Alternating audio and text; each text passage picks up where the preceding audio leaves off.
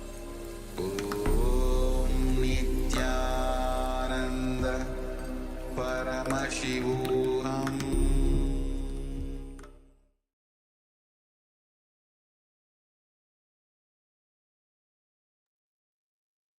Now slowly, very slowly, you can open your eyes, relax from manifestation, and take a moment to start sharing what was revealed to you, whether you saw just an image or multiple images were appearing, disappearing, or you had just a fraction of a second visuals, you heard some sound, you had some experience. In any form that was revealed to you, let's take a moment and start sharing your revelation, what Swamiji revealed through you.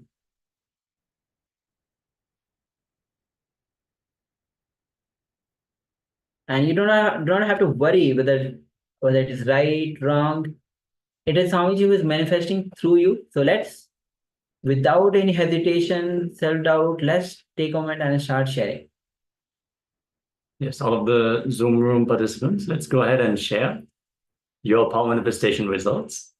Also inviting all the YouTube viewers, feel free to drop some comments in the chat as well. Before we are actually going to reveal the image that we were looking at, what we were visualizing in this round of the power manifestation. Yes, we have lots of participants watching us on YouTube.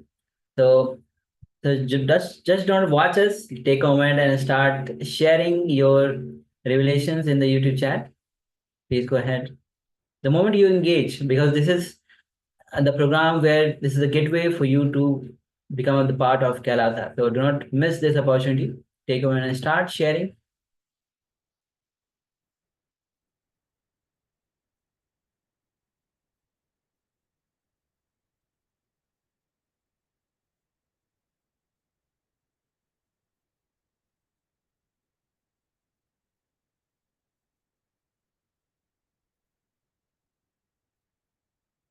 Yes, we're just going to give a few more moments for everyone to share before we reveal the image to all of you.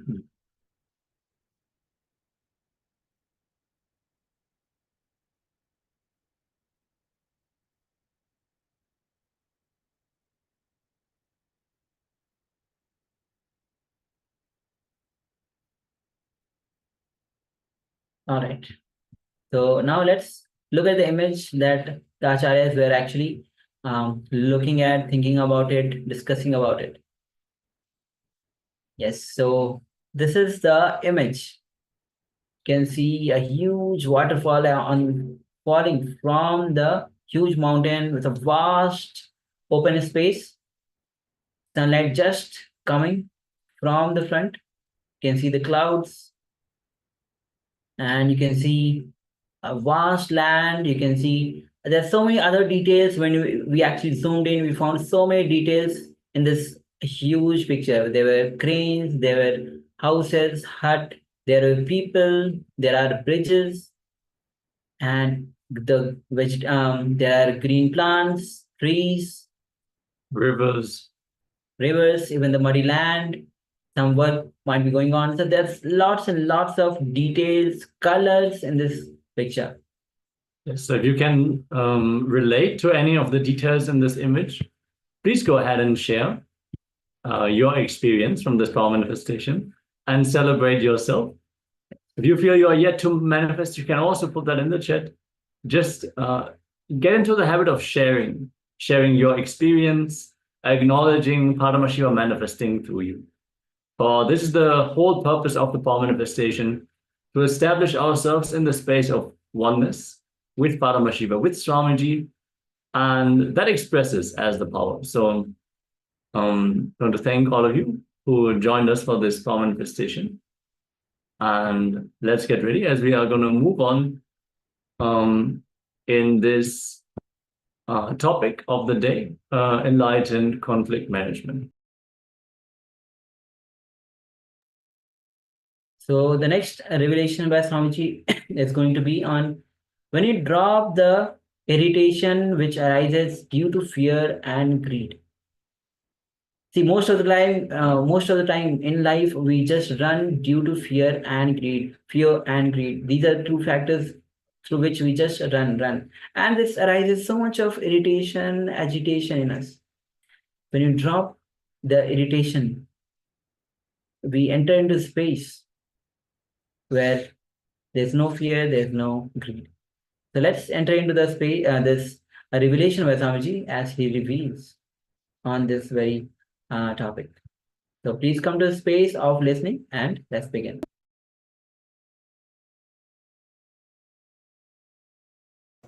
Now, take few minutes, sit and analyze. Throughout my life, all these years, I was driven by greed and fear. What I have achieved? What have I got? Where am I standing?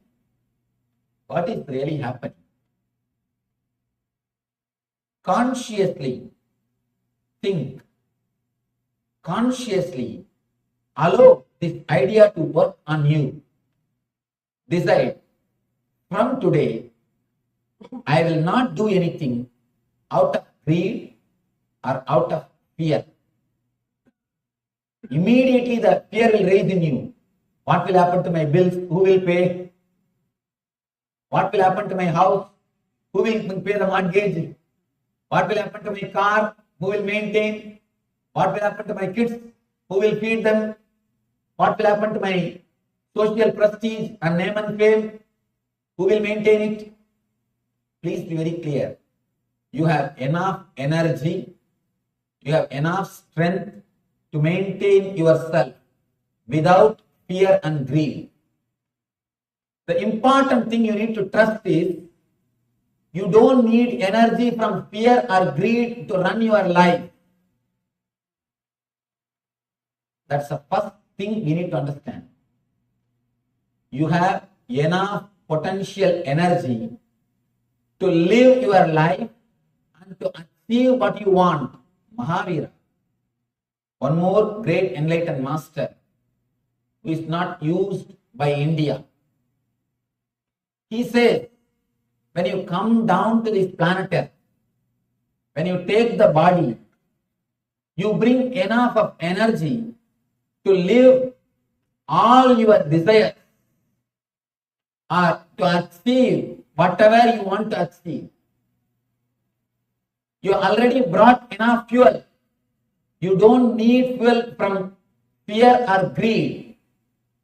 You always think, if I stop fueling myself from fear or greed, I may stop working. No, there is reserve in all your vehicles. Enough fuel is available. But psychologists can never believe the unmotivated action is possible because they have never seen a Buddha. Again and again, these people who are working on the field of psychology, they come to a conclusion, only with motivation man can work. I tell you, no. No. What motivation birds have got to sing? But these Freudians are so perverted. Even for that, they have started giving meaning. They say that the bird is calling for the spouse. Even the bird singing, they have started interpreting. The most perverted thing. They can't see anything as it is. That is why here Krishna says, Ya pashyati sa pashyati. The man who is out of fear and greed only can see things as it is. If you are caught in fear or greed, you will see the things only as you want, never as it is. For example, if there is a beautiful tall building, man who is caught in the greed, the moment he sees, he will have one thought, if I have like this one building, how nice it will be. The man who is caught in the fear, he will think, I should not think of all these things. Otherwise, I'll be stressed. I should escape from all these places. I should go and stay in forest. The man who is caught in the fear, he thinks in one way. The man who is caught in the greed, he thinks in the other way.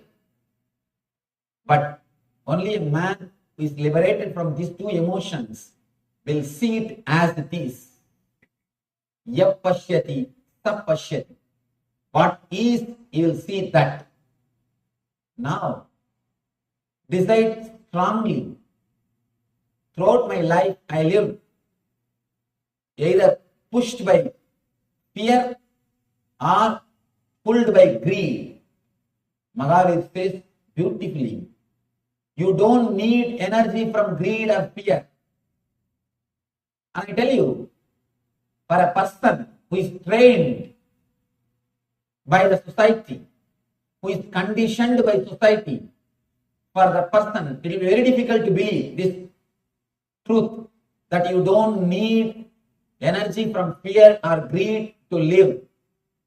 I know you are all sitting here out of politeness. He is speaking, let us listen what can be done. Just because you are sitting, it is not that you are able to believe it or you are able to trust my words. I know thousands of questions arising in your mind. But I tell you, your whole past, maybe 30 or 40 or 50 or 60, what is your age? That many years. You lived only fueled by fear and greed. Just give next 10 days for Mahavira. Decide, next 10 days, I will trust the words of Mahavira. Mahavira says, you don't need fuel from fear or greed because you have brought enough energy. When divine sends you, when you take birth, God sends you with whatever you need. In India, the daughter is given, when the daughter is given the marriage, they will send the whole set from broomstick to everything will be sent. From card, bureau, everything will be sent with a daughter. And dowry also, that nonsense.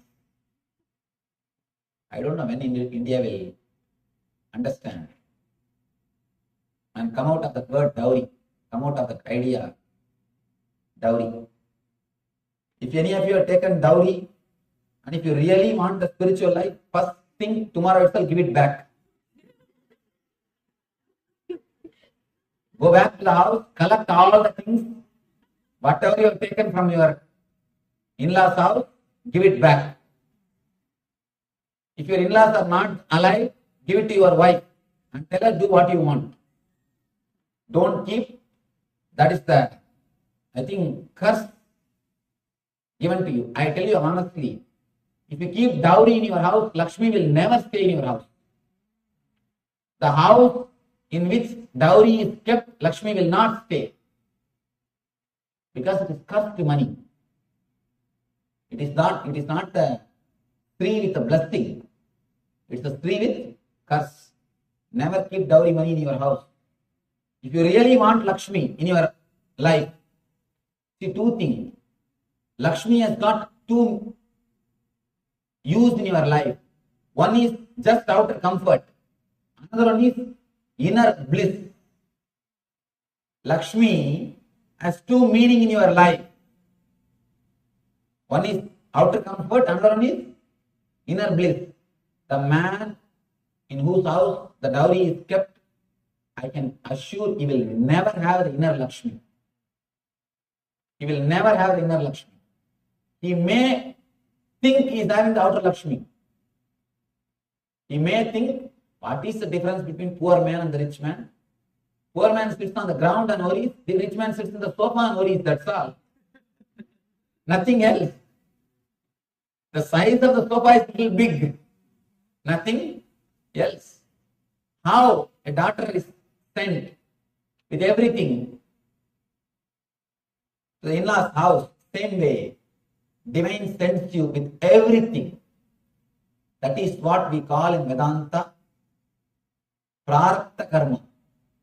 When you come down, you bring enough of energy for your senses and body to run and acquire whatever it wants, enjoy whatever it wants, and live the life blissfully. You brought everything. Only problem is you don't trust you have brought everything. You don't trust you have brought everything. And one more thing, after coming down, you accumulate more and more desires from others. If you come down with 10 desires, you have brought enough energy to fulfill the 10.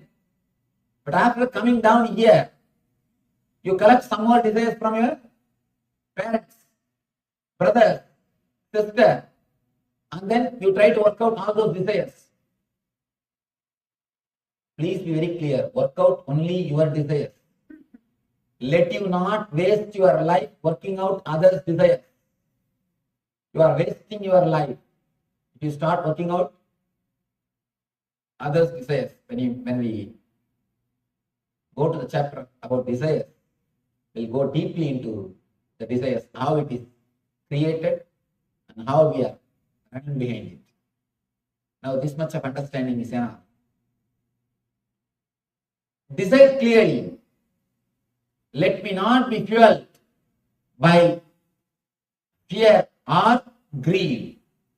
And I tell you, just give 10 days for this one idea. Decide, next 10 days, I'll work only out of my joy and bliss. I'll do everything out of my pleasant mood, out of my joy. I can assure. Anyhow, of course, I'm going to be here even after 10 days. If it does not work out, come and catch me. It will transform your life. This single idea can liberate you straight away from all bondages. You have enough energy. You have brought enough of Shakti with you. You have enough of Kriya Shakti with you, which can run your life without being fueled by fear or greed. One more thing. First few days you will feel a little unsettled.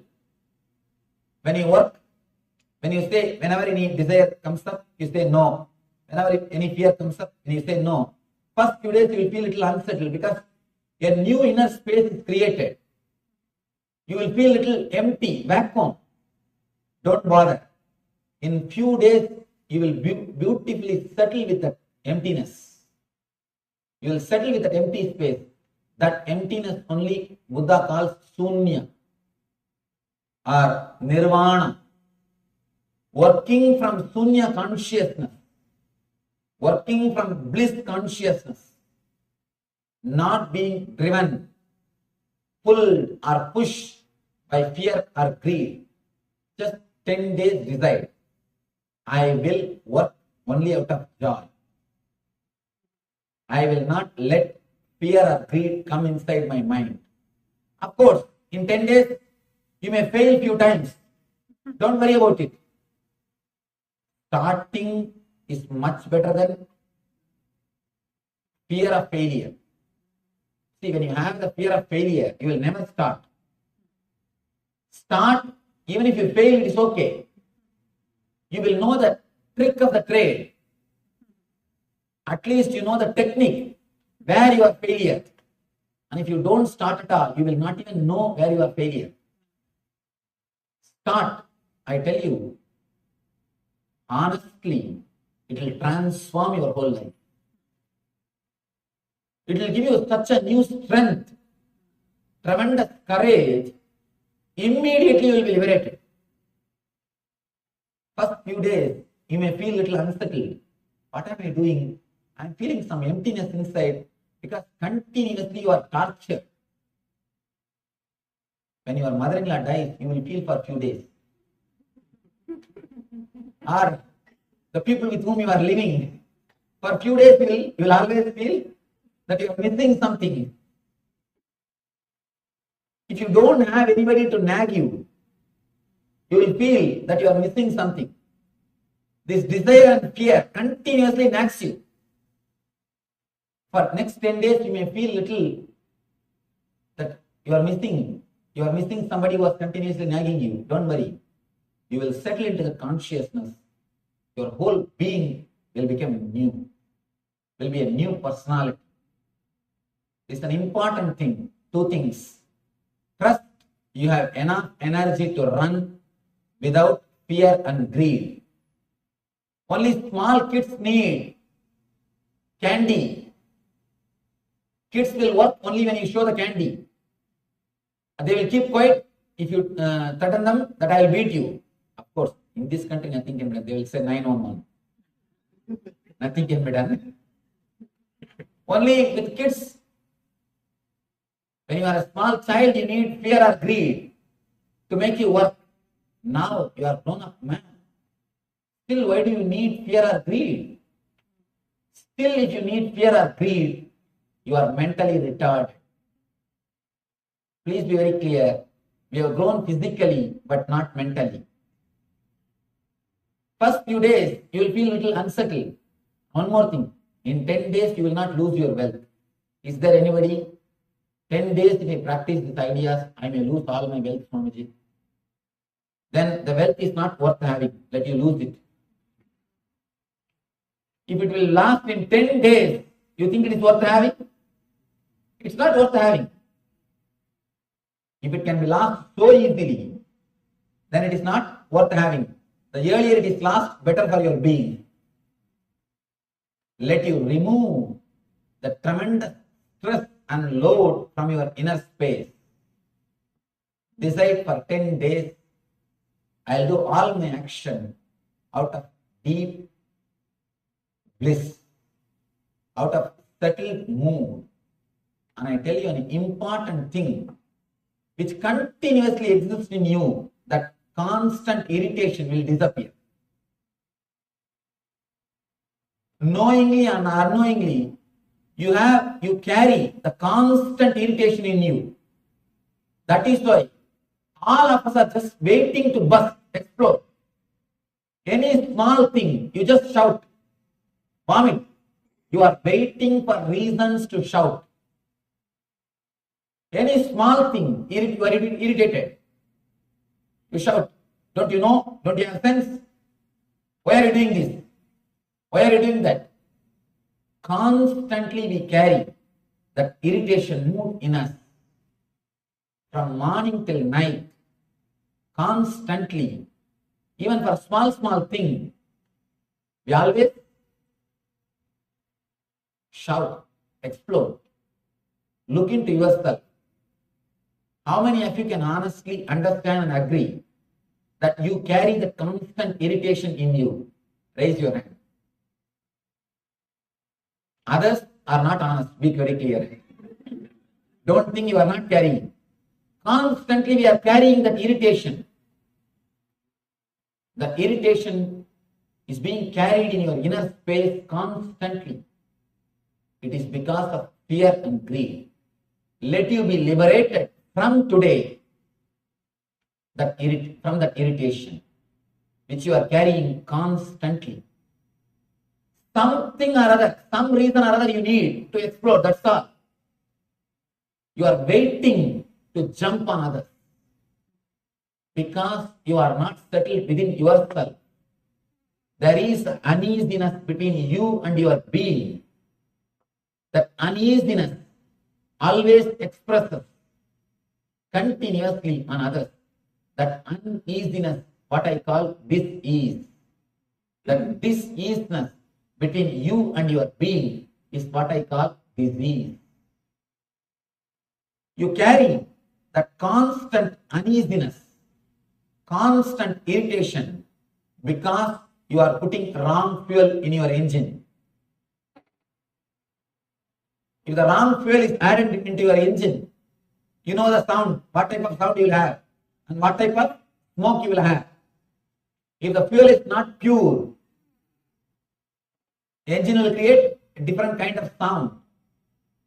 Small story. Husband and wife both are driving car. They stopped at a signal. Suddenly next to them, they saw a Benz car standing. Husband said, yesterday night, In dream, I was driving like this beautiful Benz car. Wife said, yes, yes, I heard the engine sound. Sound sleep. Sleep for them and sound for others. Be very clear. If the fuel is not pure, you will have different sound and different smoke. If you are carrying the constant irritation in you, the fuel is not pure. You are not working out of your consciousness. You are not working out of your bliss. Just 10 days desire. Don't put the fuel of fear and greed in your vehicle. You will see suddenly the new energy coming from your being. The enthusiasm, costless, auspicious energy. The costless, auspicious energy is what we call Shiva. Shiva means in Sanskrit, costless auspiciousness. Reasonless energy. If you live with that reasonless energy, means unmotivated energy, and I tell you, you can do that. First thing, trusting you have that energy. Next thing, start living it. Only these two things you needed to reach the divine consciousness. When you start working with that costless, auspicious energy, you become Shiva. Otherwise, you are Shava. Here, Krishna gives the beautiful technique to reach that ultimate Shiva consciousness, to reach the beautiful space of bliss. Saknodi haivayavasodam praksarira vimokshanat kamakrododbhavam vegam sayuktas sasugi naraha. Saknodi haivayasodam praksarira vimokshanat kamakrododbhavam vegam sayuktas sasugi naraha. Before giving this present body, if one is able to tolerate the urges of material senses and check the force of desire and anger, he is well situated and he is happy in this world. Exactly what I said he is repeating.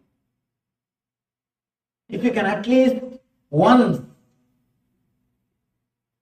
settle inside, if you at least once settle inside your being, when you are attacked by this emotion of desire and anger, without moving your body, without cooperating, without taken away by that emotion, you are well situated, means you achieved what has to be achieved.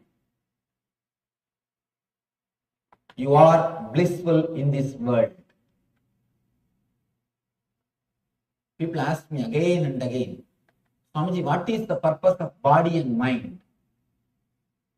The purpose of body and mind is only one thing: to achieve, to learn how to experience joy without body and mind. If you can learn that one thing of having happiness, bliss without body and mind, you achieve the use of body and mind. Over. After that, you can throw away the body and mind. You can live without body and mind. Man who is able to live without body and mind is Jivan Mukta. Even if the body and mind is there with him, he will not be touched by it. He has no use for it. If you don't have any use, any need, will you go to LA? No. Unless you have some reason, you will not go there. Same day, unless you have some reason, you will not assume this body. If you started, if you had a single glimpse of bliss without this body and mind, which is beyond this body and mind, You will never be disturbed by this body and mind. Even if it is there, it will be following you. You will not be following it. As from now, you are not driving the car because you don't know when to stop, how to stop. For example, if you don't know how to put brake and you are driving the car, it means you are not driving the car. Car is driving you. Without reading the manual, owner's manual, if you sit in the car, you will do that mistake only. Without reading the owner's manual, you will straight away enter into the car and start driving. You will do this type of mistakes. Only when you know how to stop, when you want to stop, you are driving the car. Otherwise, car is driving you. Please be clear. Read the owner's manual before you get into the vehicle. Gita is the owner's manual for your body and mind. Read the owner's manual before you get into the body and mind. Desire and anger, he is well situated and is happy in this world. He knows where he is. He knows his place. If you don't know your place, it is very difficult. In this world, many of us don't know our place. That is why we feel we are uprooted. We don't feel we belong to this life. We don't feel we are at home because you don't know your place. Small story. In a dark theater, interval time, one guy went out, came back with popcorn and Coca-Cola. He came near a woman and asked, "Did I hit you or did I step on your foot few minutes ago?" She said, "Yes, as a matter of fact, you did." Then he says, "Thank you. Then this is my seat." Then this is my seat. You don't know your seat. You don't know your place. You have to identify your place only through these sources. You ask her, "Did I step on your foot? Did I hit you?" She says, "Yes, as a matter of fact, you did." Then he says, "Thank you." Then this is my chair. This is my seat. You don't know where you are situated. Only a person who has gone beyond greed and fear can relax into his being, will know what is his place on this planet Earth. If you don't fuel your being with fear and greed, suddenly you will see a new clarity. You will start working out of intelligence. You will start working out of divine consciousness. You will start working out of eternal bliss. Just decide, whatever I do out of greed, it only adds more and more greed. I am running. Enough. Same way, if you are escaping from something out of fear, all right, how much I can escape?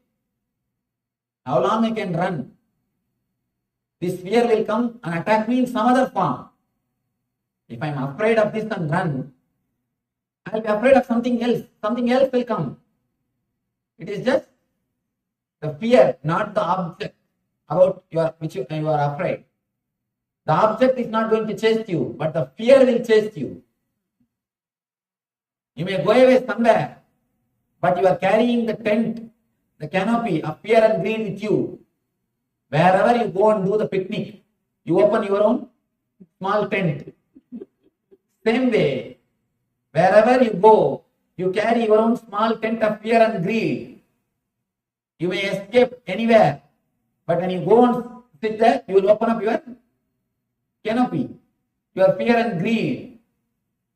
There are so many great escapes, especially in this country.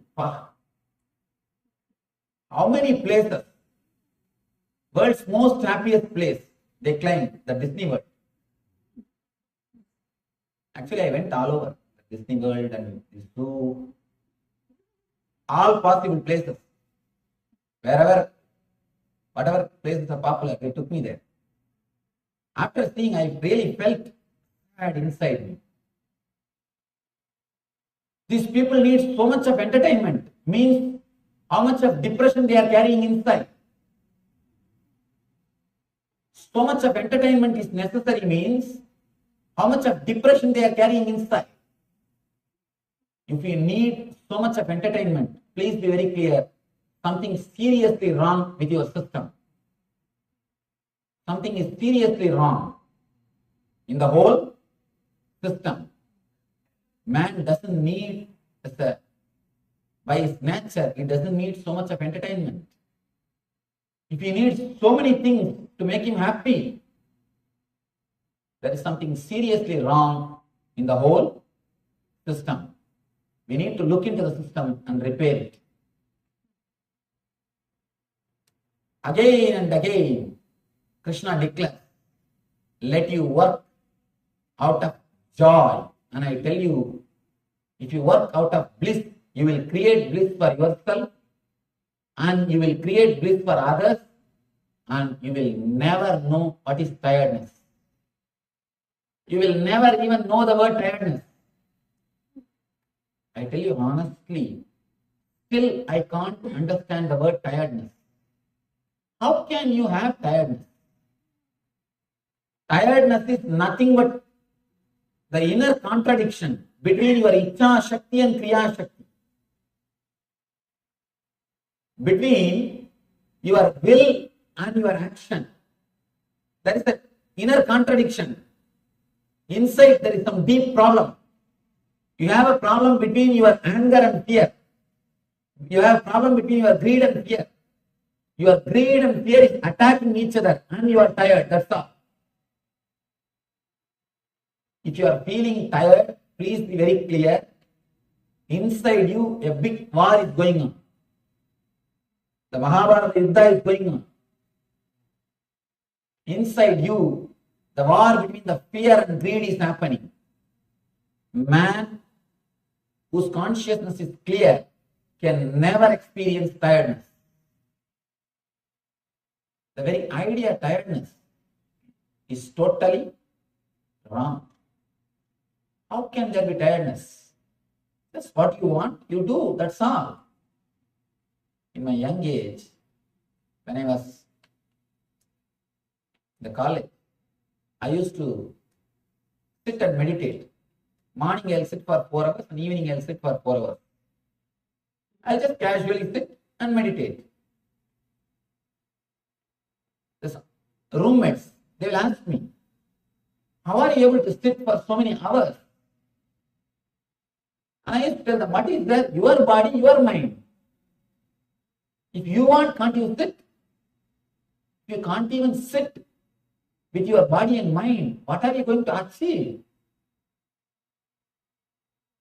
Honestly, I am not even able to understand how a man cannot sit with himself. Your body, your mind, that's all. My body, my mind. That's it. Over. Why? Why we are not able to sit? Because continuously we have poured wrong fuel. Wrong fuel. That is why you are not able to sit with yourself. It's after all your body, your mind. Bring it completely under your control. If you can't bring this under your control, never ever expect you can bring anything under your control. Continuously, we are behind power. We want to control that, control this, control that, control this. The power hunger is so much in us. We are running behind always something to get the control over that. Understand? First, let you bring your body and mind under your control.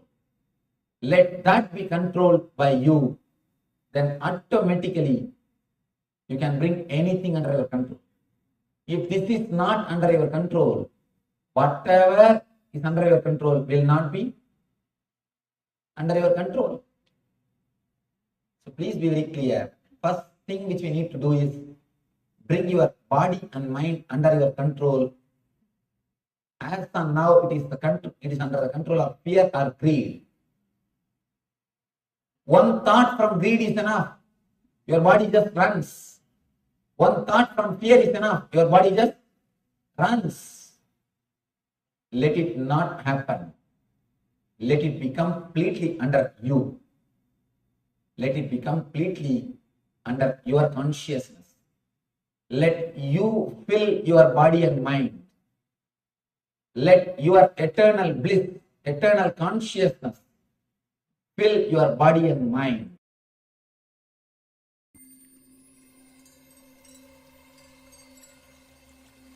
I welcome you all with my love and respect. Let you all open all your three eyes. Om Nithyananda Paramashivoham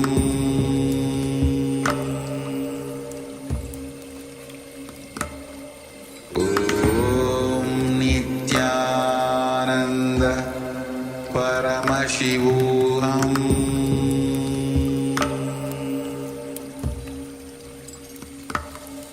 Om Nithyananda Paramashivoham.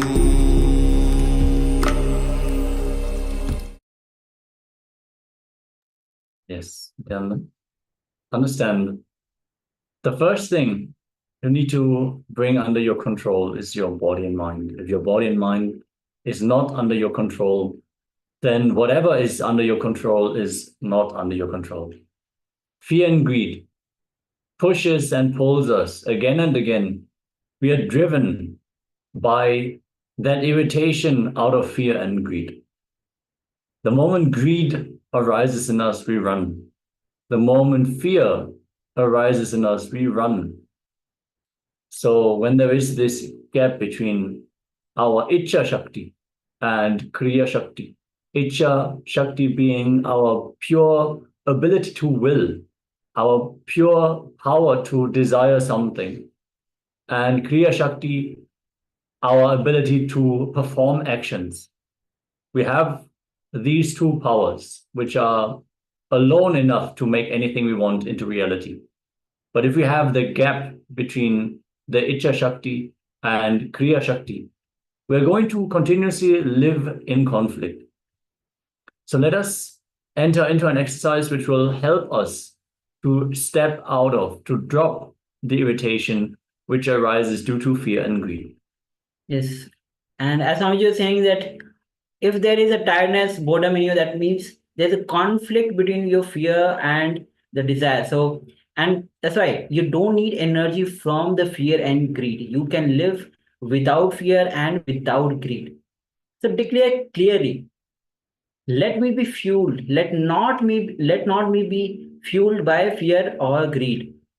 And it will just transform your whole life itself. It will give you such a new strength, tremendous courage. Invariably, you will be liberated because you will not be running from fear and greed. You will not be fueled from fear and greed. Yes, now we're going to sit and analyze.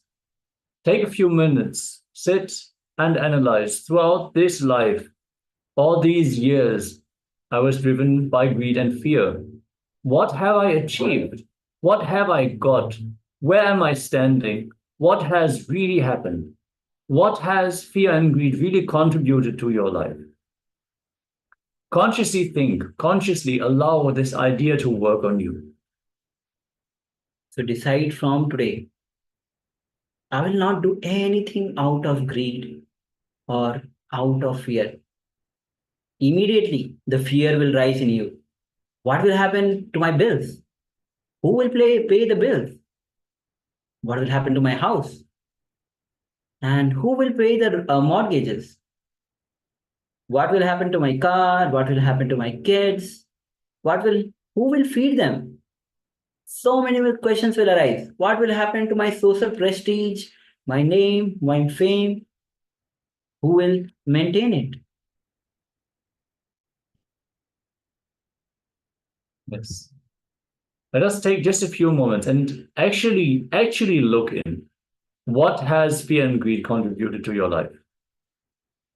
Let us take a piece of paper, take a pen, and just write down where you feel, where fear and greed has brought you. Many times, we would have run based on fear or greed. We would have made decisions based on fear, decisions made out of greed. Let us see where these tides have pushed us. Let us take a look. If you have any questions about this exercise, let us know. And let us enter into this exercise.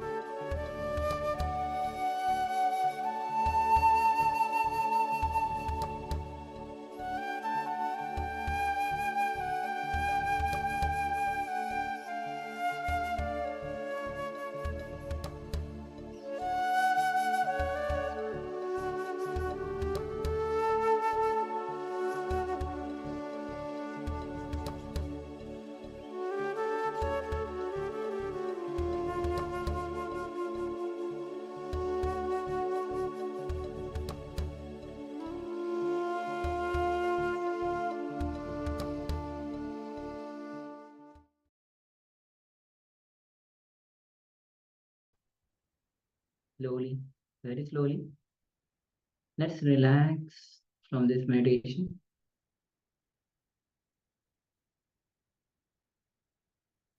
And always keep this meditative space within you. Whenever you want, sit with your eyes closed and start manifesting any of the powers. Never miss a chance to be in oneness with Paramashiva. It is from the oneness, as we just heard from Swamiji, how when you can run without fear and greed. So it is from the oneness through which energy fuels within you, which is without fear and greed. Yes. So let us now get ready. We're going to move on to the next segment, which is going to be the next round of today's power manifestation. We're going to continue on the same track. We're going to manifest the power of clairvoyance. We're going to scan the image the acharyas are visualizing. So we are going to be looking at an image and you're going to scan what is the image that we are visualizing.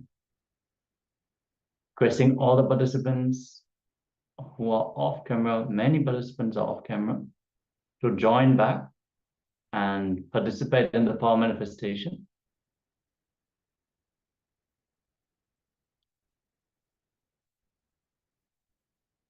We have prepared an image and we're going to enter into the next round of the power manifestation in just a few moments. Just requesting everyone to join us back on camera. Ma Agora Sarupini, Ma Gitanjali, Ma Jnanapriya, Ma Kodyalan, Ma Mahasatya, Ma Livia, Ma Xiaoyu, Ma Hyung Huilan, Ma Jipei, and Ma Jnanapriya. Oh, Ma Jnanapriya has joined twice. All right. Then be on camera, at least on one device. And let's get ready for the power manifestation. Yes, Nithyananda, Ma Gitanjali. Yes, Nithyananda. All right. So let's get ready for the power manifestation. Yes. So let's settle down. Keep your head, neck, and spine in a straight line and come to a meditative space. Just breathe in and breathe out calmly.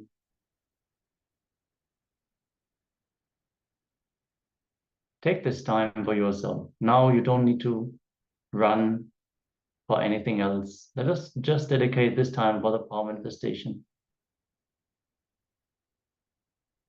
This is your time to be with Swamiji, in oneness with Swamiji, to celebrate this space that Swamiji has showered on all of us.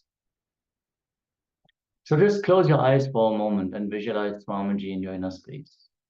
Bring your awareness to the Ananda Gandha, that space below the heart center and above the navel center.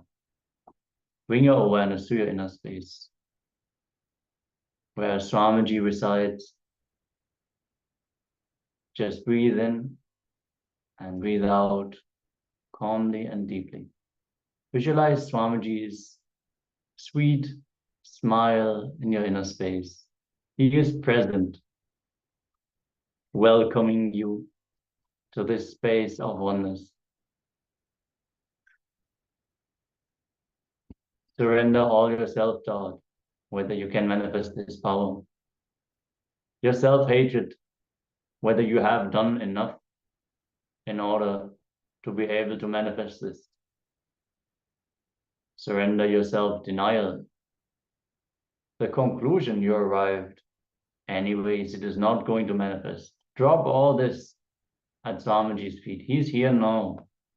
He is here now, present, manifesting. Keep breathing deeply. Invite Swamiji. Allow him to manifest in your inner space.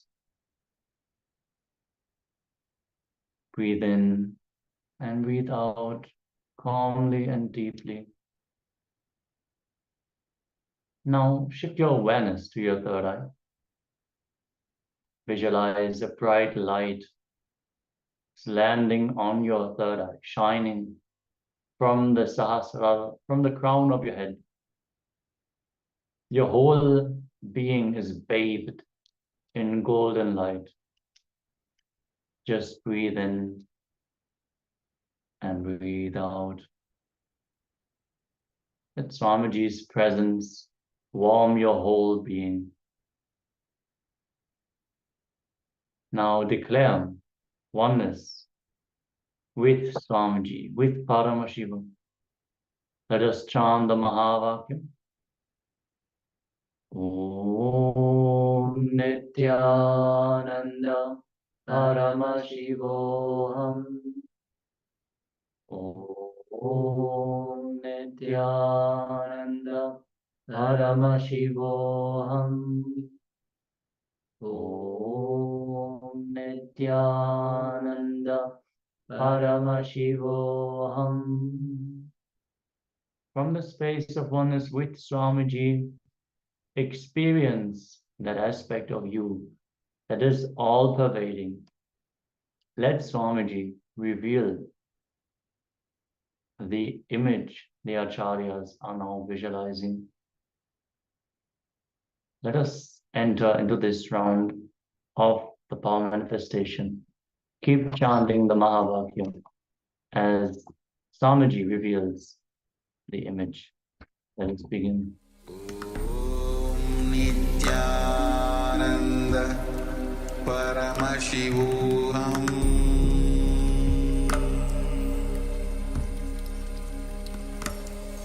Om Nithyananda Paramashivoham.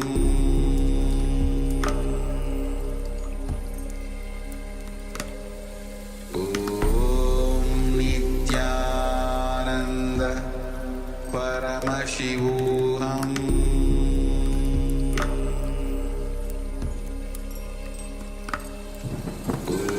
Om Nithyananda Paramashivoham.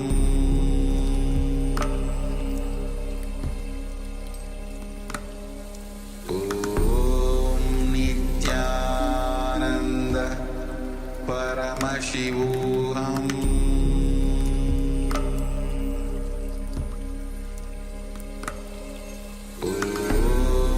Nithyananda Paramashivoham.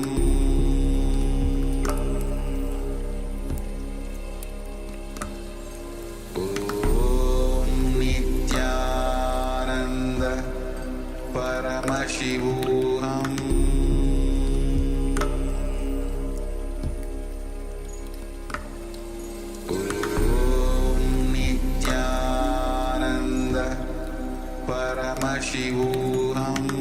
Om Nithyananda Paramashivoham.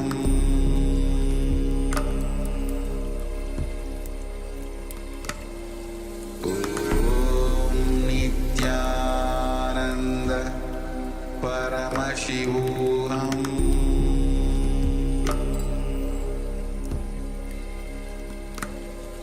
Om Nithyananda Paramashivoham.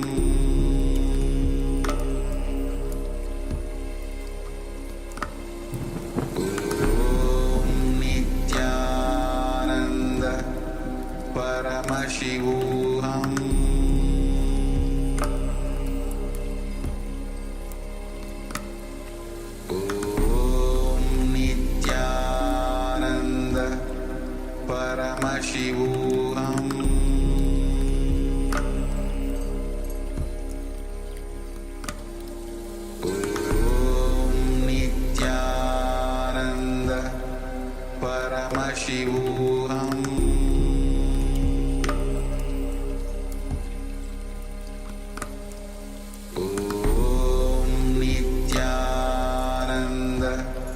Paramashivoham.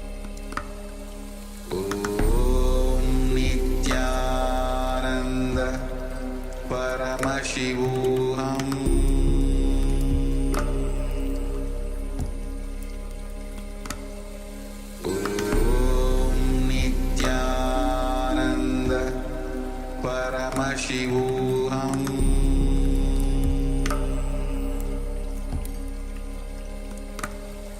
Om Nithyananda Paramashivoham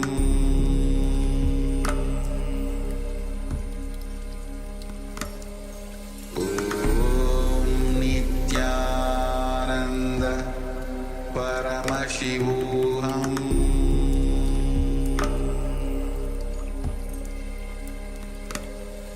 Om Nithyananda Paramashivoham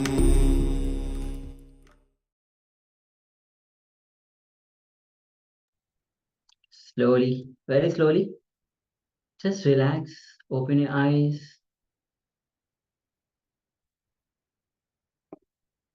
and start sharing what was revealed to you as you manifested. The power of seeing the image, seeing the details of the image as what acharyas were looking at. So, which acharyas were constantly looking at, discussing about the images. So, let's go ahead, take a moment, and start sharing what was revealed to you. Yes, requesting all the participants to share your experiences in the chat. Chase, Aya, Magitanjali, go ahead and drop your comments. Also inviting all the YouTube viewers and all the other Zoom room participants to go ahead and share. If you are here with us, please join us on camera as well.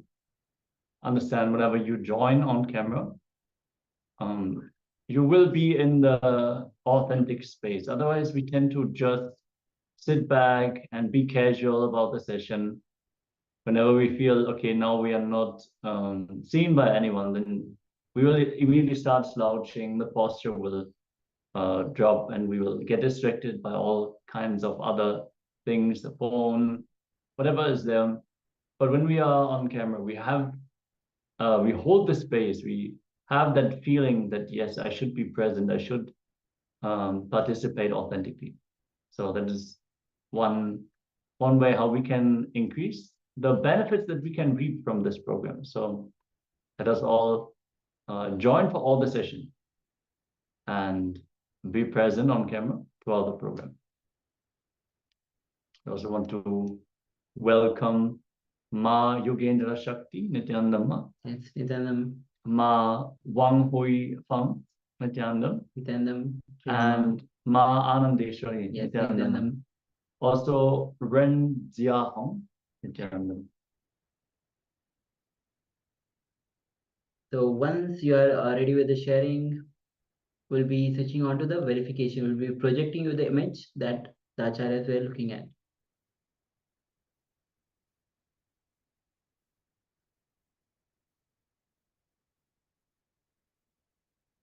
All right.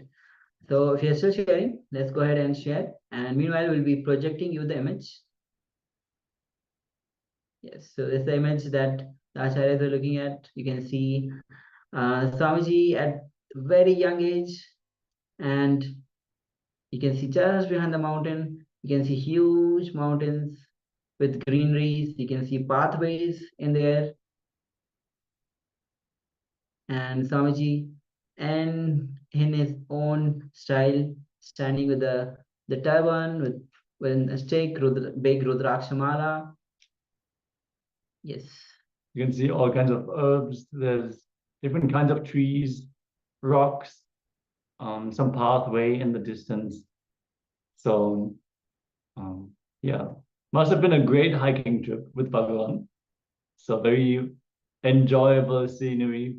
Yes, it is mostly the Himalayan Yatra, as if I'm not wrong. Yes. So if you can relate to this, any details that you have seen, please go ahead and share so we can celebrate along with you for this round of the power manifestation. We also want to welcome Ma Jen Lavital, Nithyananda Ma, and welcome. We're going to move on in the program. We're going to move to the next segment. We've been covering enlightened conflict management in various different ways. In the last segment, we were covering how to drop irritation due to fear and greed. And we are going to now look at our mind in a different aspect, in a different angle. It is possible for our mind to be moved from constantly projected outwards. Constantly we are thinking about places where we are currently not. Wherever we are, we always think about the next thing, the next thing. When we are in the car driving to work, we are already in our head, we are actually at work. We're not even present in the car. And when we are at work, we're already thinking about the evening, what we are going to do. And when we're driving home, we're already thinking about the evening's TV show. It doesn't matter where we are, wherever we are, our mind is not there. So in this segment, we're going to learn how we can reprogram our mind to look in. Instead of constantly projecting it outwards, we are going to learn from Swamiji how we can reprogram our mind to look in. And what are the benefits of making this our habit, making this our very way of life? We're also going to enter into a powerful Kriya. So if you have a yoga mat with you, it would be good if you can prepare it so you are equipped for the Kriya, which is going to involve various asanas, pranayama, and sometimes visualization, guided by Bhagavan directly. So let us all be seated in a space of deep restful awareness and listening as we enter into this segment with Bhagavan.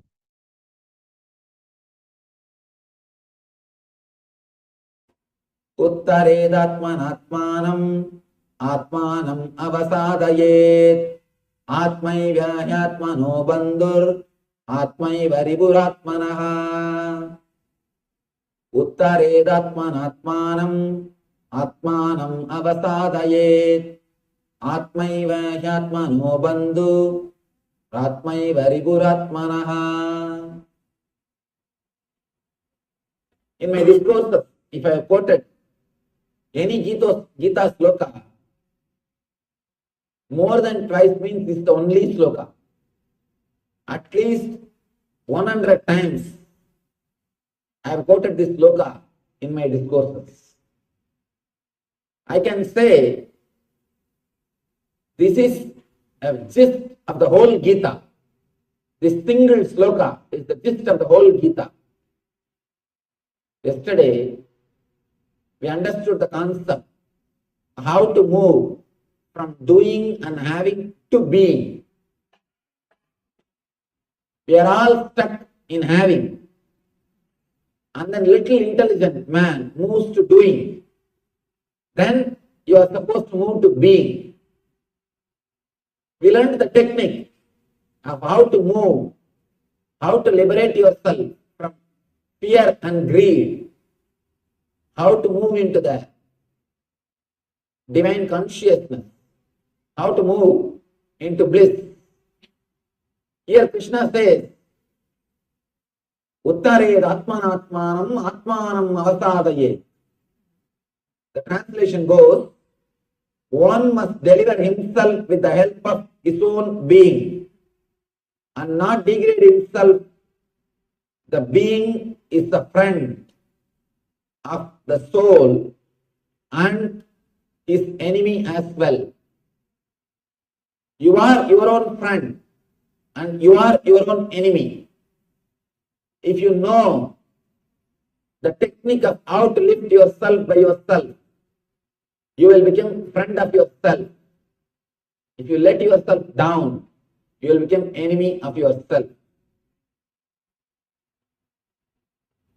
Yesterday we all learned the technique. How many of you yesterday requested you to follow the technique just for 10 days? Naturally, when you follow, again and again you will fall. You will fall. If you have not fallen, please be very clear, you have not done rightly. You have not practiced properly. When you practice anything, naturally you will fall. Again and again, suddenly you will forget. Oh, I started working out of fear. I started working out of greed. You will come back. Again and again you will come back. When you start working, naturally you will see there will be few problems. Always, when you start anything new, you will have three phases. First, resistance. Next, just avoiding. They will neither care nor resist. Indifference. Third, acceptance. This is the way anything will start. Same way, when you start doing anything inside your system, the same way you will start growing. First, resistance. Again and again you will fall. You will forget. Your system will resist. It will try to create all complications, all complaints, all possible arguments. Sometimes, if you can't follow the teachings of Krishna, you will start blaming Krishna. I have seen many people, when they are not able to follow teachings of Krishna, straight away they will start criticizing Krishna. What Krishna? He was always flirting. He was always running behind women. He was Radha Lola. He is a Sri Lola. What type of man he is? Easily you can avoid, escape from Krishna by criticizing Krishna. When we can't practice these teachings, you have to justify yourself. And naturally, inside your being, your conscience will hurt you. So you have to justify. Some way you have to make your conscience believe you are doing right thing. So you have to find out some argument. So instead, when you are not able to follow, start criticizing Krishna. Best way to escape. Best way to avoid the teachings of Krishna. When we resist, when our being resists, if you allow the resistance to grow, you are the enemy for yourself. That's what Krishna says here. Uttare atmanatmanam atmanam avasadaye. Let you lift yourself by yourself. If you don't, you will be your worst enemy. It is up to you to help yourself as the best friend or to hurt yourself as a worst enemy. Please be very clear. Nobody can hurt you unless you allow. Nobody can help you unless you allow. Nobody can hurt you unless you allow. Nobody can help you unless you permit. Uttarayad atmanatmanam. Let you lift yourself by yourself. Again and again this master, they come and stand in the same point. Krishna says, let you lift yourself. If you have fallen, if you have failed, practicing these words which you learned yesterday, the teachings or the meditation technique, if you have forgotten, don't worry. Again and again lift yourself. Don't feel depressed. Don't have guilt. Don't think you will not be able to do. Again and again lift yourself. Even Buddha, the last teaching of the Buddha is Atma Deepo Bhava. The moment he was about to die, Buddha is about to leave the body. All his disciples are asking, Master, give us your message in one word. What's your ultimate message? Buddha says, Atma Deepo Bhava. Let you be light, guide unto yourself. Let you be guided by yourself. Atma Deepo Bhava. Let your being guide you. The same thing, Krishna says, Uttared Atmanatmanam. Let you lift yourself by yourself. Nobody can do anything unless you lift yourself. Uttared Atmanatmanam. Only you can help yourself. Somebody goes to Buddha and asks, Master, you know enlightenment is the ultimate thing. Why don't you give that to all of us? Why don't you make us all enlightened? Buddha says, oh, you want enlightenment? Do you think that I should give enlightenment to everybody? Please go around and take a survey. How many really wants enlightenment?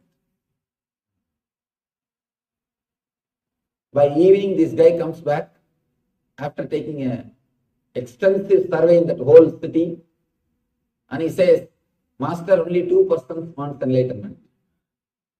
Buddha says, please bring them, let me give. He says, no. They are not ready to come from the house all the way here. If you can send by courier, they are ready to receive. If you can send from here, they are ready to receive and keep it in their house. They are not ready to come here all the way. Nobody wants. Even if you want it as one more item in your showcase. We are not ready to risk anything for enlightenment. We want one more item in the showcase. We can say, whenever people come to our house, we tell, this is from Delhi, this is from New York, this statue is from Japan. Just like that we can say, oh, this enlightenment that Nithyananda Swami he gave. He was giving Gita discourse. I went and attended, he gave. How it looks?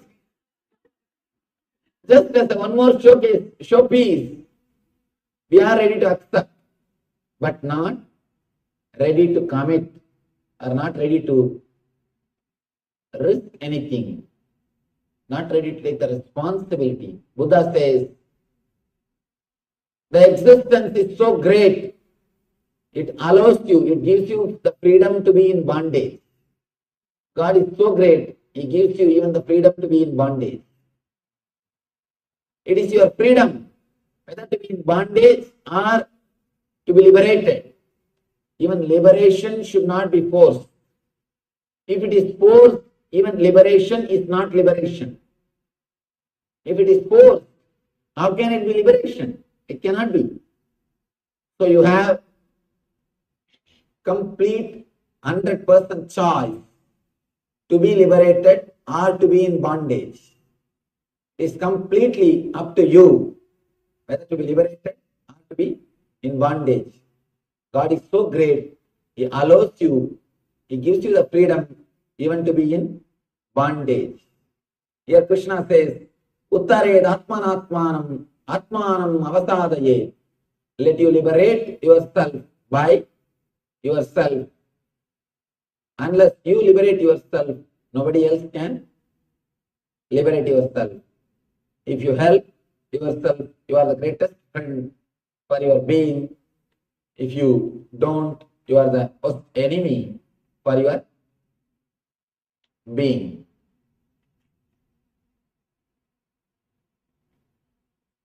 Next, Krishna explains the same concept. Bandhuratmatmanastasya enatmaivatmanajitaha anatmanastu satrutve vardedatmaiva satruvataha. For him who has conquered the mind is the best of friends. But for the one who has failed to do so, his mind will remain the greatest enemy. This is an important sloka. This has to be understood with the next two slokas. Let us enter into the next two and then we will understand. Chitatmana prasantasya paramatma samahitaha Sidoshna sukha dukkeshu tadamanaapamanayo. Jnana vinyana truptatma kudasto vijidendriyaha yukta yucchate yogi samaloshtasma kanchanaha. Let me give the translation, then we'll enter into the understanding. For one who has conquered the mind, the super soul, Paramatma, is already reached, for he has attained tranquility. To such a man, happiness and distress, heat and cold, honor and dishonor are all the same. The next sloka says, the person whose mind is contented because of knowledge of spiritual science, who has subdued his senses, and to whom cloud, stone, and gold are same, and who is satisfied with what he is yearning, is said to be established in self-realization and is called a yogi. Throughout this chapter, Krishna speaks about senses, how our senses are functioning and what we are supposed to do. Let me give you a small diagram, how our mind functions and how our senses are working. Then we will be able to understand the Gita in a much better way.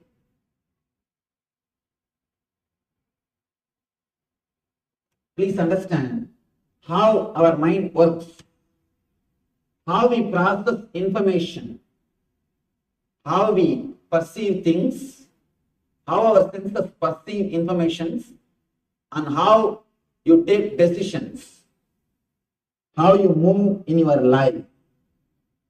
First, for example, you are seeing something through the eye. Let us take this scene. Now you are seeing something. Here I am explaining only based on eye. You can replace it with ears. You can replace it with the taste. You can replace it with smell. You can replace it with touch. With any pleasure, you can replace it. Here I am giving an example of eye. And this scene. Let us take the example of this scene. You are seeing me. First, your eyes will catch the picture or the scene. This will be taken to chakshu. Chakshu means the energy which is inside the eyes. This is called indriya. Please understand, eyes are not seeing. Through eyes, the energy is seen. Through eyes, something else is seeing. How to understand this? Sometimes your eyes will be wide open. If you are intensely listening some music, even if somebody walks in front of you, you will not know. Your ears are open. If you are intensely reading something, even if some sound happens, you will not hear the sound. It means you are not hearing just through eyes or just by ears. Something else is seeing through eyes, which is through eyes is called chakshu. The whole file goes to chakshu. The picture or the scene which you are seeing will go to chakshu. In chakshu, the important process happens. The whole file is converted into digital file. I'm speaking in the computer language. Understand? The whole thing is converted into digital file. It's almost like a DSP, digital signal processor. The whole thing is converted into digital file. Inside the computer, if you have to process any information, it has to become digital file. Whether it is a picture or whether it is a sound, it has to be converted into digital file. Same way, inside, if the process has to happen, means the whole thing has to be converted into biosignal file, digital file. The file processing happens in chakshu. Whatever scene you are seeing now, that picture will be converted into digital file in chakshu. That file will now go to chitta, memory. It will go to memory. In memory, the process will start happening. What is this I am seeing? What is this in front of me? First thing in memory, you will start analyzing and negating things. This is not this. This is not this. This is not this. That na iti, that will start happening in chitta. First your mind will say, this is not a tree, this is not an animal, this is not a vehicle, this is not rock. All these things, that na iti, that this is not, that process will happen in chitta. Once that this is not happens,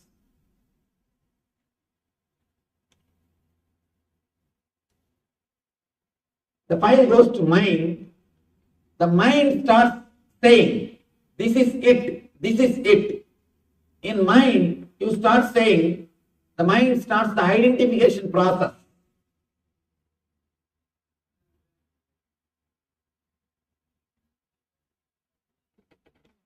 This is it. Your mind starts saying, I am seeing a man standing with a kavi cloth. He is a Swami. He is teaching Gita. This is it. That identification will start happening in mind. Then the file goes to buddhi, your intelligence. The intelligence does the process. What is there between me and this scene? What is the connection between me and the scene? What way I am related to him? What way now I am related to this scene? Your buddhi will start analyzing with all your earlier experiences. Last 4 or 5 days I attended. It was really nice. I think it's really nice. Or if you think, no, I wasted my time yesterday itself. This is not worth. Some decision your buddhi will take. Your buddhi will say, someday it will respond, whether it is right or wrong, whether you liked it or not. Someday your buddhi will give the response. And now the whole file will go to ego. According to the buddhi's signature, the buddhi will write in the file, yes or no. Buddhi will write in the file, yes or no. This is what, according to my past experience, or this is what my analysis, this is what is my decision. Whatever buddhi feels will be signed. The whole file will go to ego. Ego will deliver the command. Ego will say, if buddhi says yes, if buddhi says, I enjoyed yesterday, it was such a wonderful experience, and ego says, sit here, continue to listen. Listen intensely. Ego will give a command. If buddhi says, no, yesterday itself I wasted my time, it was boring, this is not for me. If ego says, if buddhi says, this is not for me, immediately the ego gives the command, come, let's move. There's so much of work to be done in the house. The moment ego gives the command, automatically your whole being starts executing it. This is the way you receive information, you process it, and you respond. The information comes, the processing happens, and the response is given. This is the way our senses work. Now, Krishna says an important point, an important thing. Let me now explain. Esho tada manapamanayo. For one who has conquered the mind, the super soul, Paramatma, is already reached. The eternal bliss is already achieved. For he has attained tranquility. To such a man, happiness is distress. Happiness and distress, heat and cold, honor and dishonor, all are same. Throughout this chapter, Krishna emphasizes on this one idea, senses. How can happiness and unhappiness, how can honor and dishonor, how can heat and cold be same for us, same for a man? How is it possible? First thing, when these senses do this process, You decide yes or no only based on your past experience. Only based on your past experience. The experiences with which you have grown, or the words with which you have conditioned your chitta and manas. How your mind and memory has been conditioned. Only based on that your buddhi decides. Please be very clear. Something is so tasty for you, for your neighbor, that will be poison. Why to go for neighbor? Your wife. You may like something, but the other person may not like that. A small story. There are three ways to do anything. First, hire somebody, you can do it. Or do it by yourself. If you can't, just tell your wife not to do that. There are three ways you can do the work. When you don't want something to be done, just tell her to do. When you want something not to be done, you know the technique. Whenever your mind is caught in duality, the dvandva, again and again and again, you fall back to your dilemma, to your suffering, to your nature, to your instinct level. Here, Krishna says the person who has achieved the bliss is not affected by heat or cold. How to reach that state? Throughout this chapter, he is speaking only about senses. How to conquer the senses. How to go beyond the senses. First thing we need to understand, when I say the word conquering the senses, I don't mean controlling the senses or destroying the senses. If you try controlling the senses or destroying the senses, you will only struggle more and more and suffer more and more. Ramana Maharshi says beautifully, instead of killing the person, if you try to destroy the chair, destroying the chair will not work. Killing the person only will work. Here, your senses are just chair. Your ego is the person who is sitting there. If you try to control your senses, that's not going to work. If you try to control your body, that is not going to work. Krishna says beautifully, for one who has conquered the mind, for him, when he says the word mind, he means the whole ego, the whole setup, where the decision making is happening. Mind, buddhi and ego. This is the spot where the decision making is happening. When you just try to conquer the senses, again and again and again you will be a failure. You will be a worst failure. And one more thing, if you have failed 2-3 times, you will lose the confidence. If you fail fighting with your senses, automatically you will lose the confidence. You will start thinking it is never possible.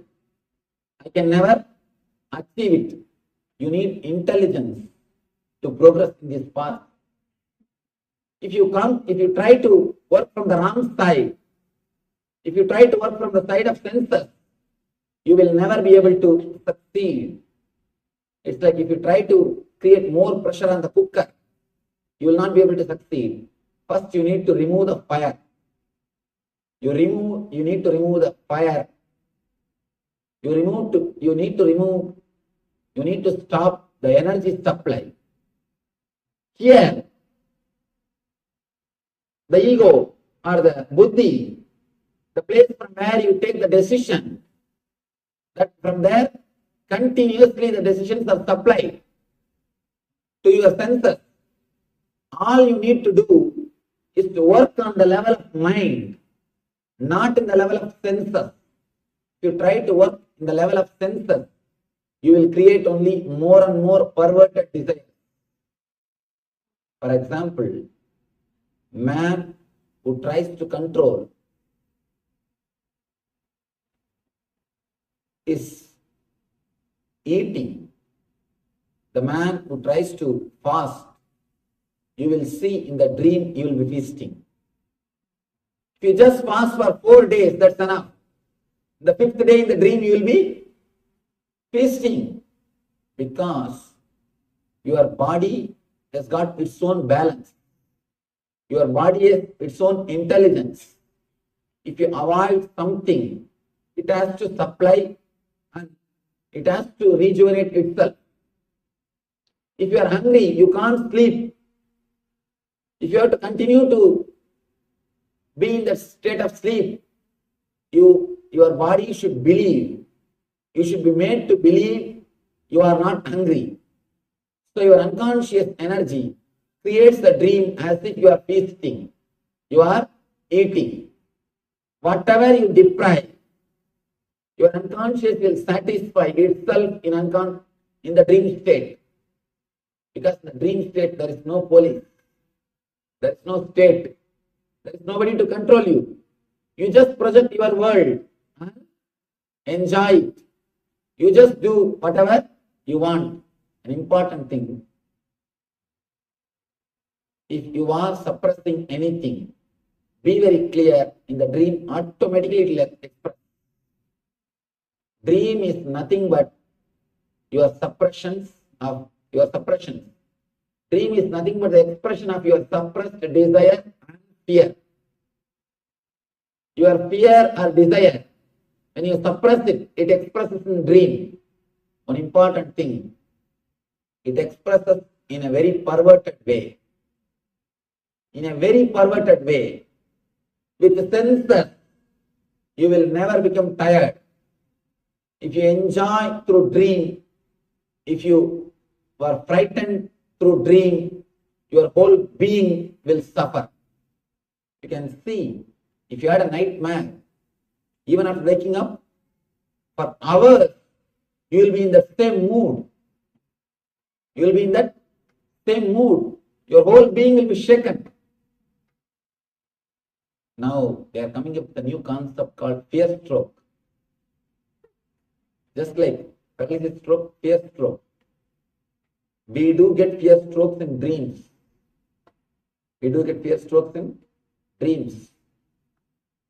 If you are suffering in the dream level, be very clear, there is something seriously wrong in the mind and buddhi level. You are trying to control the senses instead of controlling the mind. Instead of removing the fire, you are trying to create pressure.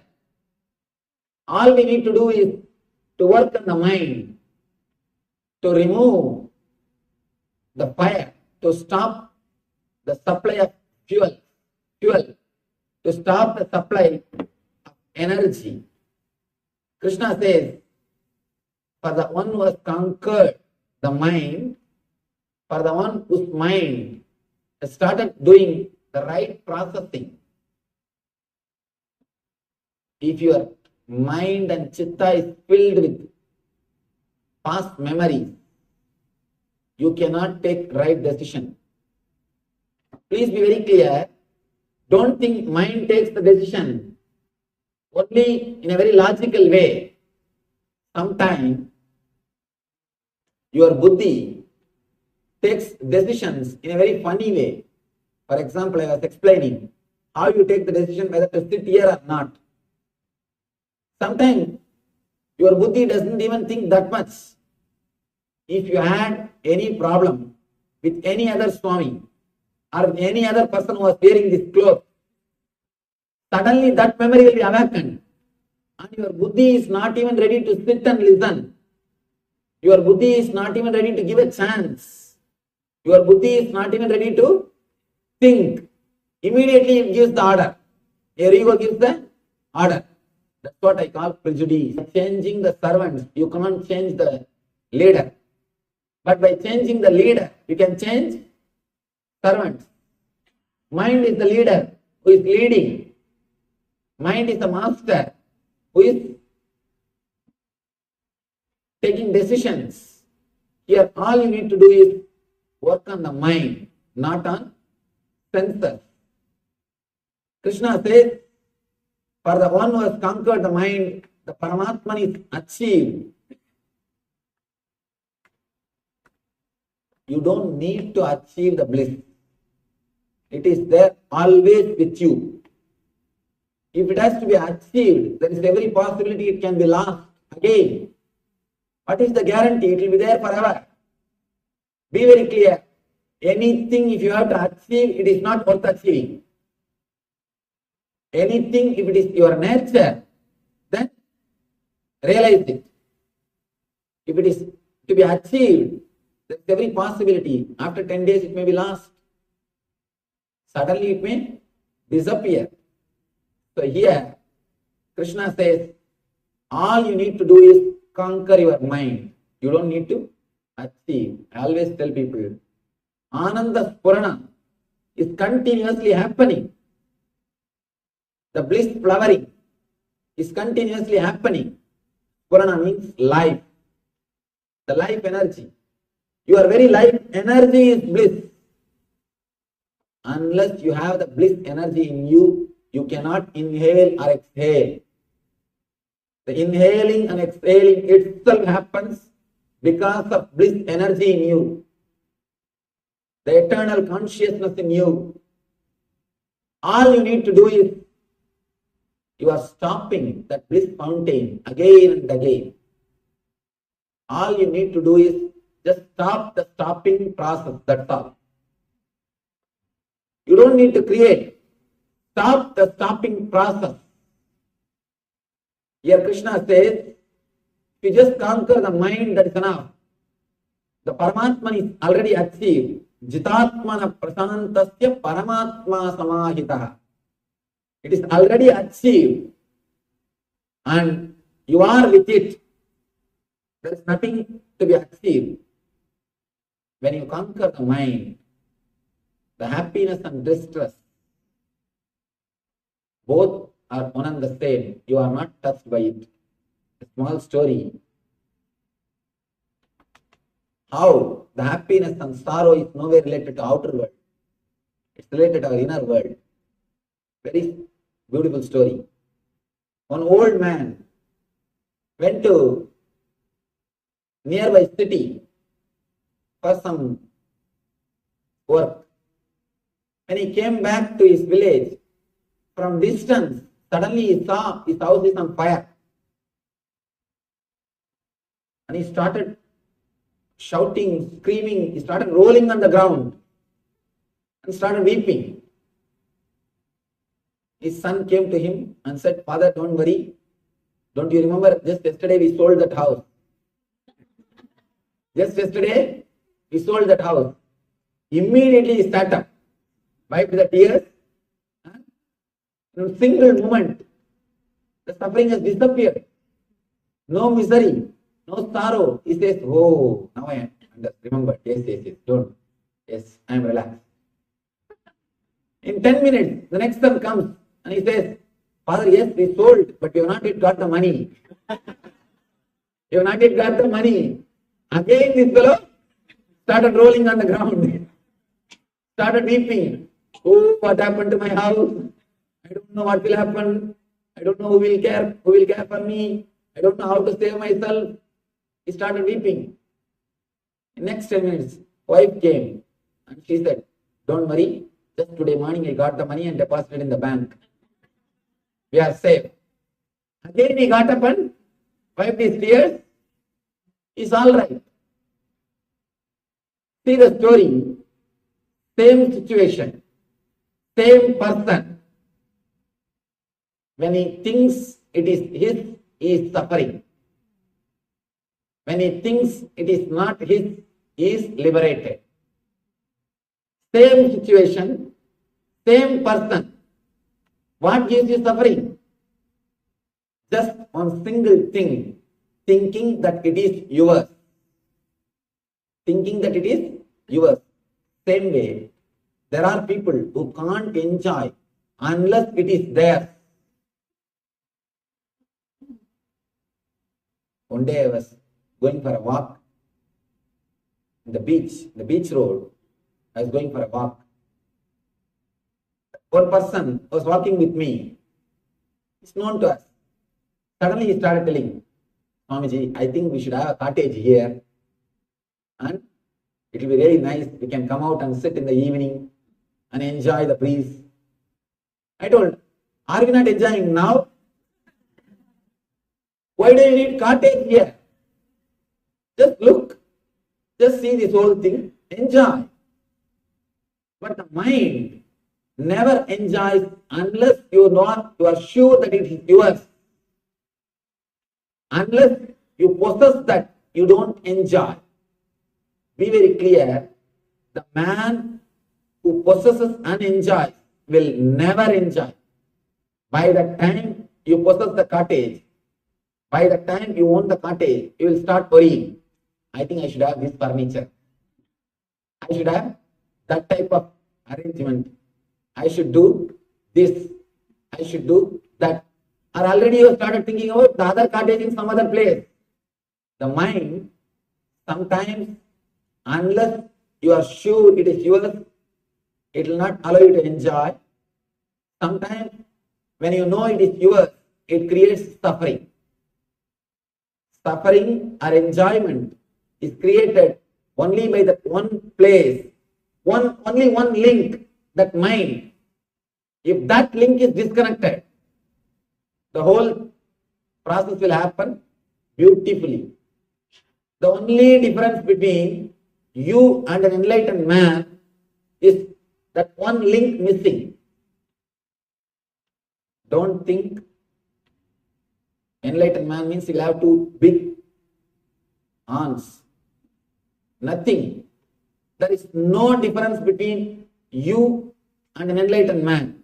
The only one difference, one link, that mind link is missing, which continuously decides what is there for me, what way I am connected, what way I am affected. And I, that link is missing. If you can cross that link, if you can cut that link, if you can cross the I, you will become Christ. If you can cross the I, you will become Christ. Nothing else. All you need to do is just remove that one link. Don't try from senses. You will destroy it. We always complain about senses. Again and again, we say senses are spoiling us. No, you are spoiling them. Be very clear. Don't put the responsibility on senses. You are spoiling them. You destroy them.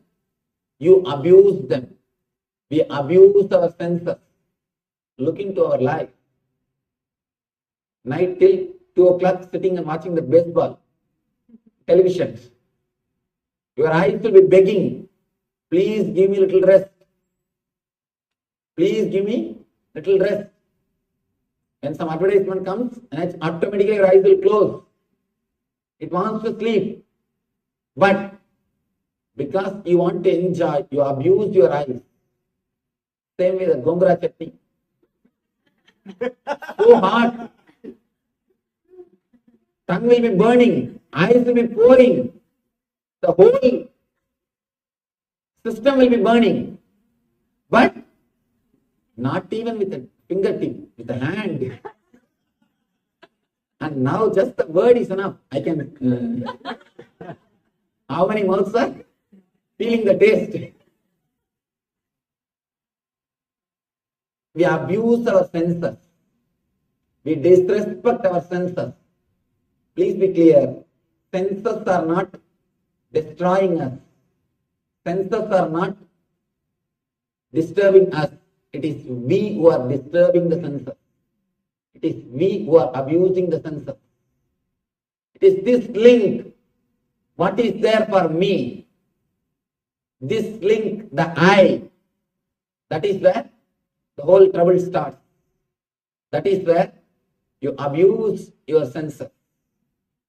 All you need to do is not to control the senses, but to control the mind. Make it understand what is really happening inside your system. One more very simple thing, to tell you honestly, heart and taste, both are one and the same. Today, just try to do this simple experiment, very small experiment. Stretch your tongue and concentrate on the tongue. When you go back to your house, try to do it. Just concentrate on the tongue. Visualize as if you are walking on your tongue. Your tongue is the highway and you are walking on that road. Just concentrate on it. Then take a chili and sugar candy. Take a chili and sugar candy. Touch it from two corners. Put chili in one corner, sugar candy in another corner. And deeply witness what is happening. Suddenly you will realize the process which happens when you touch chili and the process which happens when you touch sugar candy, both will be one and the same. Please try to do this experiment. You will understand. If you go a little deep, if you go a little deeper inside your system, the hot and sweet both are one and the same. Only when you stamp that, this is hot, this is not good for me, this is sweet, I like this. Only when you put a rubber stamp, only when you label it, the trouble starts. As a process, as a nature, both are one and the same. Try today. If you experiment, you will understand. Both processes are one and the same. You label that based on your belief, your earlier beliefs. Based on that, you label them. You decide. You download your experiences based on your recorded memory. Suddenly you decide, this is not good for me. Then you start thinking it is not good for you. And you really start feeling it is not good for you. One more thing we need to understand. Your thoughts are creating your senses. Your mind creates your senses.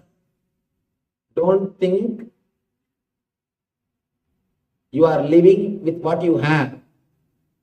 You create what you want to have. You are not living with what you have. You are creating what you want to have. Your thoughts are so powerful. Your mind is so powerful. It can change the whole body. It can just change the whole body. For example, one thought just now, try to think a person who creates disturbance in you or your enemy. Person who took money from you, not giving back. A person who gave you money and asking it back. Just remember that person. Immediately you can see the change happening inside your system. The whole chemistry is changing. Blood is boiling. BP is rising. Heartbeat is rising. Pulse rate is increasing. Just one thought. Your whole system is changing. A single thought can change the whole chemistry. Or one thought which creates lust. One board or one hoarding is enough. Immediately your whole body chemistry changes. Your whole body is now ready. Please be very clear. Single thought can change the chemistry of your body. Your body is again and again created by your thoughts. It is your thoughts which creates the body. That is why in India, there is a great science called Samudriga Lakshana. seeing the body, seeing your face, seeing your way of standing, sitting, and walking, they will tell the quality of you. They will tell everything about your mind. Because the rishis know the secret. The mind creates the body. It is your mind which creates the body. Body is the outer expression of mind. Body is nothing but outer expression of mind. Mind is nothing but inner experience of body. So if your mind changes, your whole body can be changed. Your whole system can be changed. Your whole senses will be changed. A man whose mind is controlled, whose mind is clearly reprogrammed according to the spiritual idea. If you reprogram your mind, as on now, it is programmed for misery, towards dukkha. It is looking outward. If you can reprogram them to look in towards bliss, your whole senses can be changed. Your whole senses can be changed. Please be very clear. All we need to do is just reprogram your mind to look in. That is the gist of the whole thing.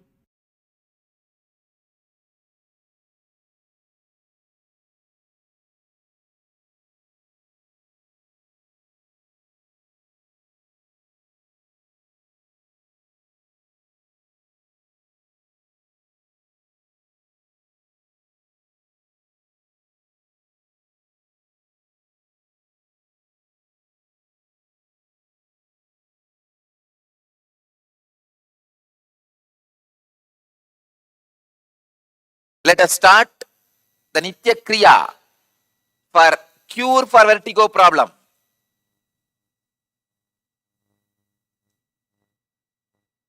First, Koraka Jali Asanam. Koraka Jali Asanam. Please understand. The father of Hatha Yoga, Goraknatha, in his name this asana is said. Yes. Usually he always sits only in this posture. Actually, I am making a murti of Goraknatha, Dattatreya, Vaschendranatha, all of them, to be placed in our ashram all over the campus.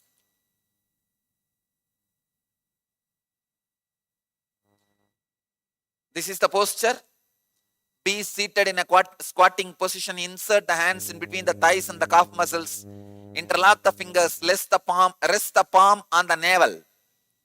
Fix the gaze at the tip of the nose for 30 seconds.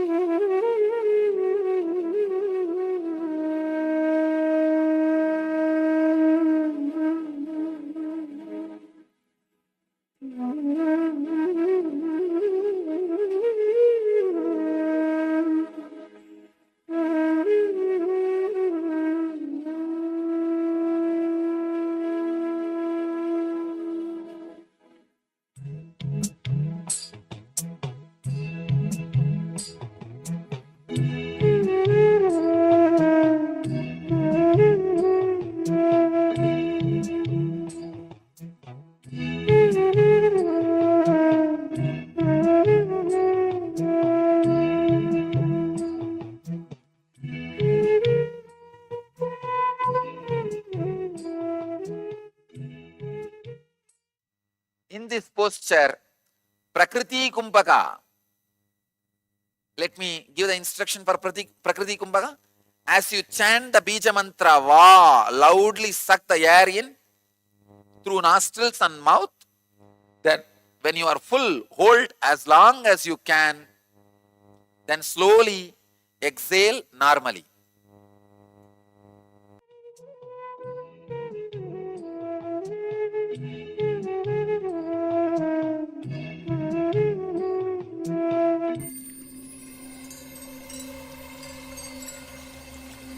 I welcome you all with my love and respect. Let you all open all your three eyes. Om Nithyananda Paramashivoham. Occupation by a foreign power, or despite loss of territory, the SPH Nithyananda Paramashivoham, through well-established legal and historical facts about the Hindu sovereign state of the Surangi Samrajyam, derives all sovereign rights and powers of the royal lineage of the Surangi Samrajyam as its 203rd sovereign emperor, from his inheritance and continuation of the unbroken succession of the kingdom of Surya Vamsa Surangi Samrajyam Sarvanapitha. Surya Vamsa Surangi Samrajyam, through unification with 20 other sovereign Hindu states and sovereign ecclesiastical, historical entities, became part of the United States of KAILASA, which thus became a sovereign, independent juridical state, with the SPH Nithyananda Paramashivoham as the sovereign. Just as how the oceanic nations like Tuvalu have safeguarded their sovereignty from the existential threat of total submersion by amending their constitution and asserting that their sovereignty will persist regardless of the loss of their territory, KAILASA, which is a sovereign continuation of 21 sovereign Hindu states and sovereign ecclesiastical historical entities, is also reviving and continuing the Kumari Kandam Hindu nations that got submerged. As per the doctrine of continuity, these facts imply that the Kailasa's statehood is recognized by international law and manifests as a natural outcome of well-established historical legal facts. Share your time, talent, and treasure. Become part of KAILASA. Sign up as an e-citizen https://kailasa.ecitizen.info.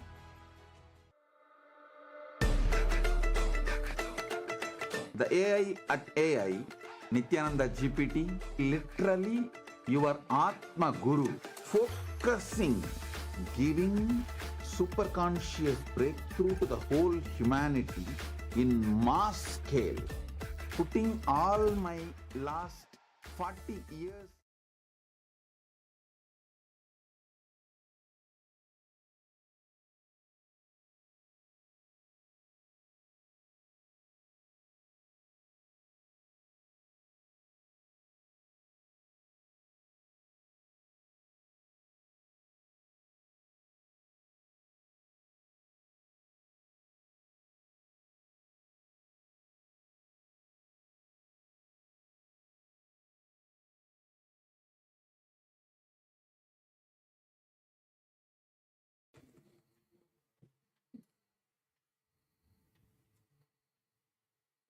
Nithyanandam, and welcome to all the viewers.